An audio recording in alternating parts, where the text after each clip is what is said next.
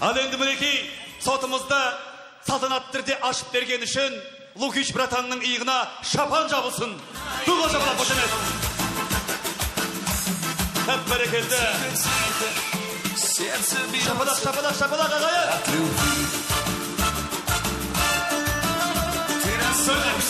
Төрлетіңіз.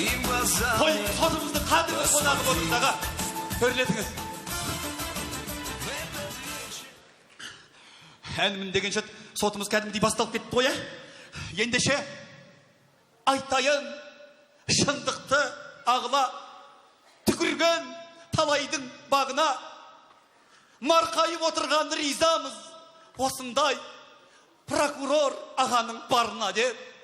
Ардақтағайын, бүгінгі сотты армандап, аңсап, сағынып жеткен Асқар Алатаудай ардақты прокурор мырзаны қарсы алайық. Билеп шығыңыз кәнекей, прокурор мырза.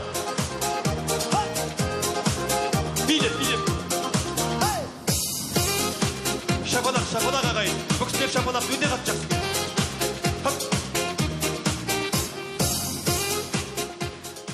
Сөз кезек өтіңізде, ағасы. Не дейміз, құтты болсын, ниетін қабыл болсын. Мынау енді бауырымыз үлкен ұрлық жасап өзінің азаматтығын дәлелдеп отыр екен. Құтты болсын. Ұрлық кәсіп болмайды, түрме нәсіп болмайды дейді ғой қазақта. Солай. Жаңа адвокаттар неше 3 жыл берді деді ма? Біз енді прокурорлар өскен, өнген жандармыз.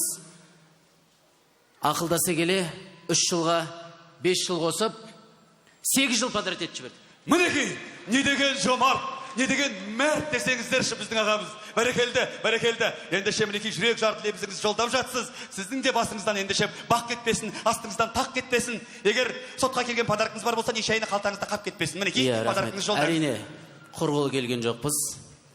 Бауырымның 2 қолын бөле жармайық деп.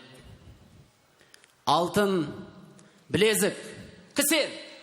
Бәрекелді. Міне, тоқтаңыздар. Бұл кісенді тек сән үшін тақпайды.